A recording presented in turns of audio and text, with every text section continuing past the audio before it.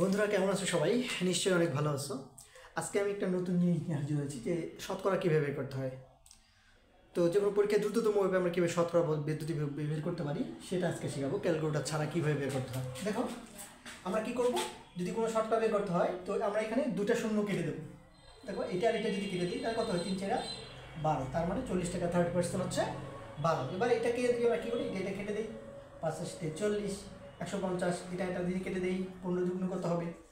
30। তারপরে হচ্ছে এটা যদি কেটে দিই তাহলে একটা শূন্য যদি কেটে দিই তাহলে 6 1 কে 6, 4 6 24। এটা যদি আমরা এটা একটা শূন্য কেটে দিই তাহলে কি হবে? 4 0 0 4 5 20। সুন্দর না? তাহলে বলো তো দেখি তোমরা এটা কত হবে? 60 টাকার 20% কত হয়? আমাকে কমেন্টস বক্সের মধ্যে লিখে জানাও। ধন্যবাদ।